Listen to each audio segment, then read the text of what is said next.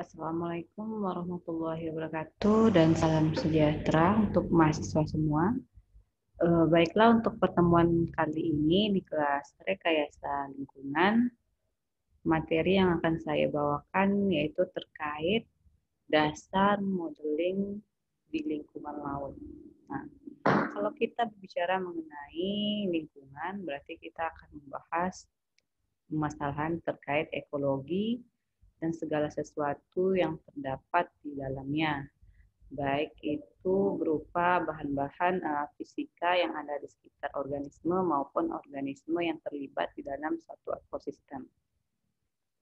Contohnya misalnya untuk di lingkungan laut, kita sering membahas mengenai ekosistem yang ada pada terumbu karang, ekosistem lamun, ekosistem mangrove. Nah, ketiga ekosistem inilah yang paling banyak mengalami proses modeling yang ada di lingkungan laut. Proses modeling ini biasanya untuk mengatasi berbagai macam permasalahan yang bisa mengancam keberagaman ataupun eksistensi dari populasi organisme yang akan kita bahas. Baik itu contohnya pada terumbu karang, baik pada lamun ataupun mangrove yang seringkali mengalami penipisan jumlah persebarannya yang ada di sekitar lingkungan laut. Nah, yang diucapkan oleh Odom pada tahun 1970 terkait ilmu ekologi. Ekologi ini berasal dari bahasa Yunani, yaitu oikos yang berarti rumah tangga dan logos yang berarti ilmu. Nah, ekologi ini akhirnya disimpulkan sebagai suatu ilmu tentang bagaimana mengkaji makhluk hidup yang ada di suatu lingkungan tempat tinggal hidupnya. Ruang lingkup ekologi ini bisa ada beberapa tingkatan. Kita bisa membahasnya pada tingkat populasi. Di atas itu kita akan bicara pada tingkat komunitas, dan yang terakhir sekali dalam cakupan luas yaitu ekosistem. Nah, khususnya untuk di bidang lingkungan laut ya, ekologi laut ini bisa mempelajari mengenai interaksi antar makhluk hidup yang ada di suatu ekosistem, ataupun membahas mengenai interaksi antara makhluk hidup dan juga lingkungannya.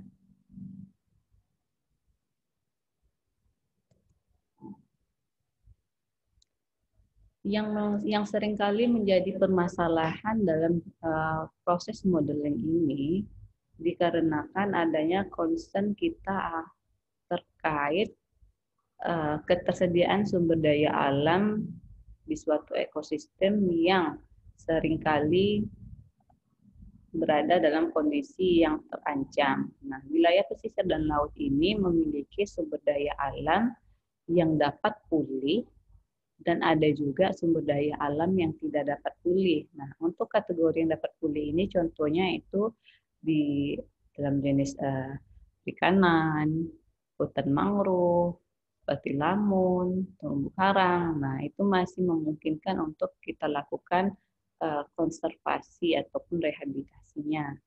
Nah, untuk sumber daya alam yang tidak mampu kita pulihkan itu contohnya adalah penggunaan eksplorasi dari minyak bumi, gas alam, ataupun bahan tambang lainnya.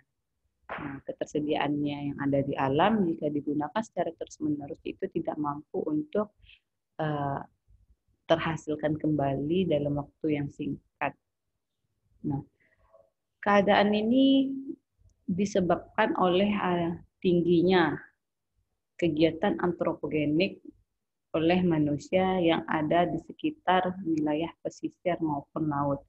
Aktivitas manusia ini mencakupi adanya kegiatan industrialisasi, pembalakan kayu, nah kegiatan transportasi kapal untuk proses industri ataupun dalam bidang perhubungan dan transportasi, karena adanya proses rekreasi di sekitar ekosistem itu sendiri juga cukup mengganggu. Dan yang paling sering berkontribusi terus-terusan itu contohnya dari limbah rumah tangga berasal dari pemukiman penduduk yang ada di sekitar wilayah pesisir. Nah, apa dampaknya bagi lingkungan? Seperti yang kita ketahui, ini bisa menyebabkan menurunnya kualitas perairan yang ada di sekitar laut. Nah, kenapa hal ini bisa terjadi? Tentunya disebabkan tingginya aktivitas antropogenik sehingga limbah-limbah yang berasal dari kegiatan aktivitas manusia ini ujung-ujungnya akan menuju ke arah muara ataupun ke arah pesisir. Contohnya itu proses pengayaan nutrisi ya atau eutrofikasi yang ada di sekitar wilayah pesisir, dan lambat laun juga jika hal ini tidak dapat diatasi dengan baik, terjadinya penurunan kualitas perairan yang disebabkan kadar oksigen yang ada di perairan menurun drastis. Nah, jika kadar perairan yang ada di suatu ekosistem biota air ataupun laut ini mengalami kekurangan, ini berada dalam kondisi hipoksia yang akhirnya bisa menyebabkan penurunan dari keragaman populasi biota itu sendiri. Bisa juga akhirnya menyebabkan sebagai efek dari proses fotosintesis oleh organisme yang ada di lingkungan akuatik itu tidak bisa menerima secara baik misalnya intensitas cahaya matahari dan terjadinya penurunan jumlah dari oksigen terlarut serta terjadinya peningkatan dari karbon dioksida. Kenapa hal ini bisa terjadi? Khususnya untuk limbah-limbah pembuangan yang dalam reaksi kimianya dibantu proses degradasi oleh mikroorganisme. Mikroorganisme ini untuk melakukan degradasi dari senyawa yang kompleks yang lebih rendah, ini membutuhkan oksigen dalam reaksinya. Nah, penggunaan oksigen yang secara berlebih akan menyebabkan kadar di perairan menjadi menurun. Selain itu, penggunaan atau aktivitas yang berlebih ini bisa menyebabkan alga blooming. Nah, drastisnya pertumbuhan alga ini menyebabkan intensitas dari cahaya matahari pun akan berkurang dan otomatis fotosintesis akan mengalami efisiensinya pasti akan menurun seperti itu. Nah, ujung-ujungnya akhirnya keseimbangan ekosistem khususnya untuk yang ada di lingkungan laut akan mengalami penurunan dan akan mengalami ancaman terhadap kepunahan. Nah, ini ya gambar terkait beberapa gambaran di lingkungan pesisir, aktivitas dari industri. Nah, ini juga memperlihatkan habitat fisikal yang ada di sekitar wilayah pesisir, di mana bisa kita lihat di sini bahwa wilayah perairan itu memiliki zona-zona yang berbeda dan setiap zona ini menunjukkan kehidupan keragaman biota yang juga berbeda-beda. Nah, apa gunanya kita melakukan proses modeling untuk lingkungan laut ini? Proses modeling ini adalah dalam rangka untuk memberikan gambaran kondisi lingkungan laut yang mengalami perubahan secara terus-menerus dan perubahan yang drastis. Nah, kita ingin agar manusia dapat memahami fenomena alam dengan memperoleh manfaat yang bisa digunakan bagi kepentingan manusia ataupun digunakan untuk menghindari berbagai macam dampak atau ancaman yang bisa terjadi pada kehidupan manusia itu sendiri.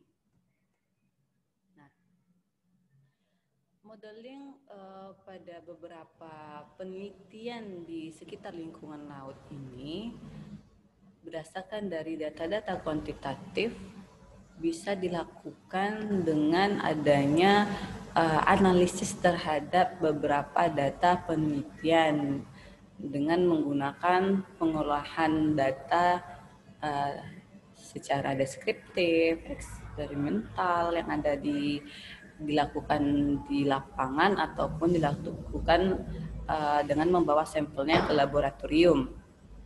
Nah, kalau kita belajar mengenai modeling, sudah otomatis kita akan membutuhkan suatu formula matematika yang dapat digunakan sebagai simbol untuk menerjemahkan beberapa fenomena-fenomena ekologi. Nah, fenomena ekologi di sini apa saja contohnya?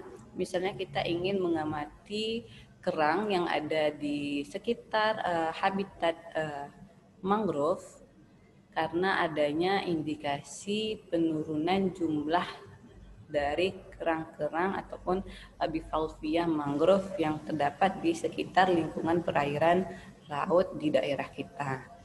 Nah, kita bisa melakukan proses pengukuran, kita juga akan melakukan modeling untuk bagaimana metode yang kita lakukan dalam proses pengambilan sampel dan bagaimana juga kita merancang model untuk membuat suatu pengamatan yang hasilnya tidak bias nantinya dalam proses pelaporan penelitian. Nah, yang paling sulit kalau kita menggunakan biota-biota yang kecenderungannya suka melakukan pergerakan dan intensitas pergerakannya yang sangat aktif. Contohnya itu dari jenis ikan-ikan pelagik ya, seperti tuna ataupun ikan hiu. Nah, itu agak lebih susah untuk diamati. Nah, ini berbagai macam contohnya ya.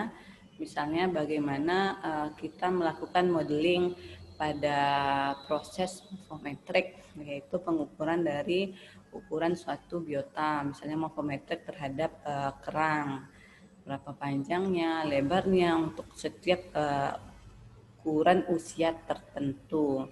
Habitatnya juga nanti bisa dikorelasikan, dia terdapat di mana, bagaimana cara dia melakukan pencarian makan untuk mendapatkan nutrisi yang menunjang proses pertumbuhan hidupnya. Nah,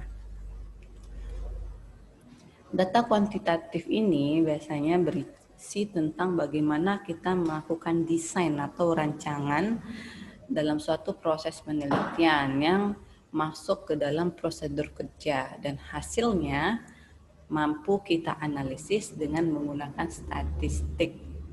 Nah, makanya nanti kalau seandainya kalian melakukan penelitian di lapangan, pengambilan sampelnya nanti bisa diuji secara one way, two way, ANOVA, misalnya seperti itu. Apakah ada korelasi antara misalnya nih jumlah penurunan dari kerang yang ada di sekitar mangrove dengan kelimpahan dari limbah logam berat.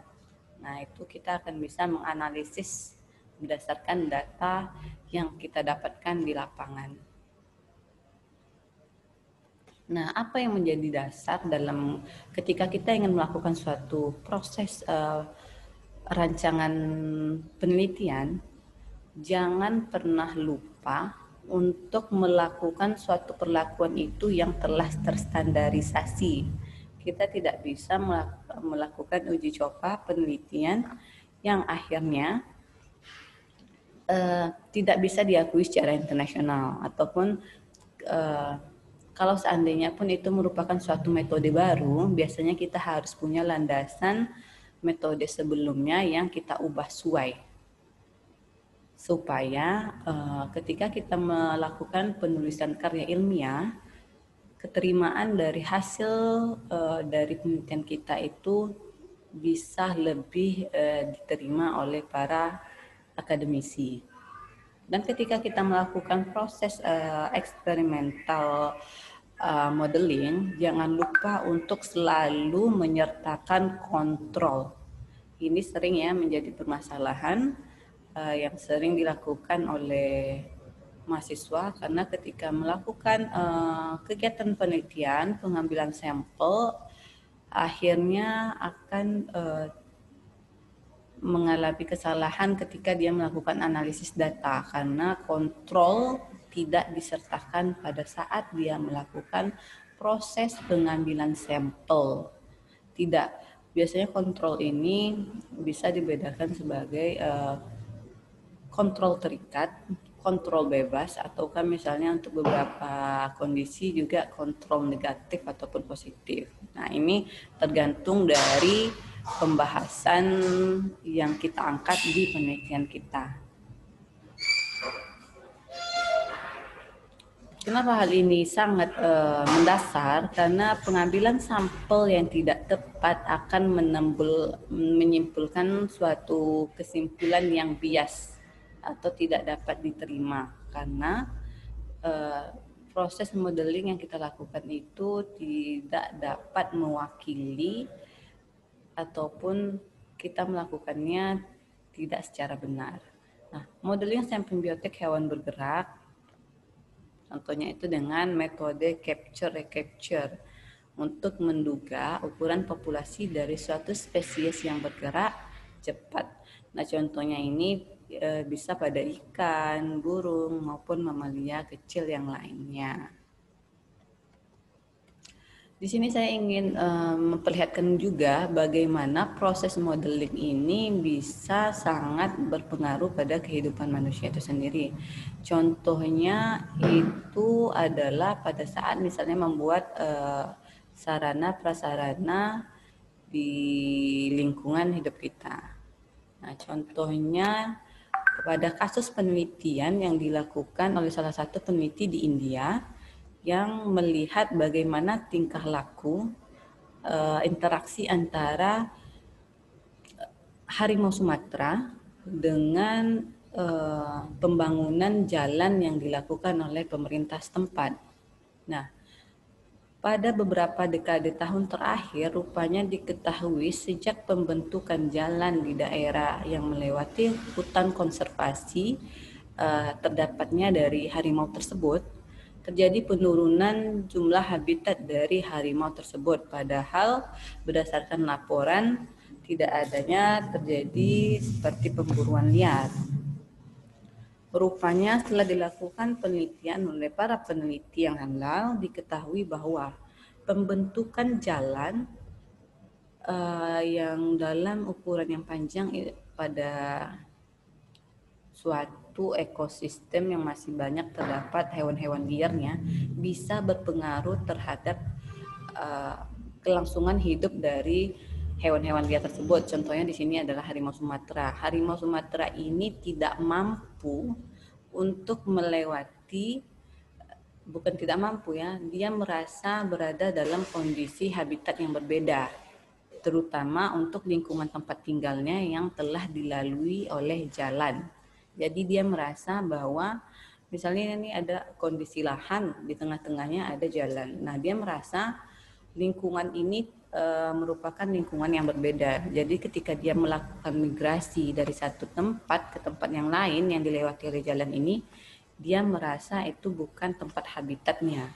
Sehingga kemampuan dia untuk melakukan perkawinan secara acak itu mengalami proses penurunan.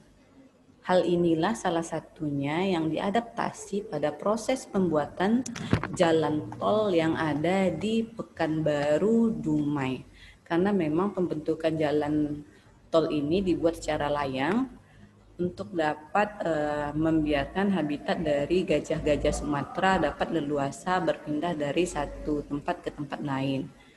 Nah, hal inilah contoh dari proses modeling yang diadaptasi ke lingkungan hidup kita, sehingga tidak terlalu mengganggu hewan-hewan liar yang bisa mengakibatkan keterancaman ataupun kepunahan.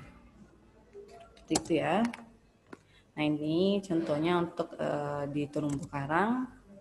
Nah, kita akan mencoba membahas sekilas mengenai metode-metode lain.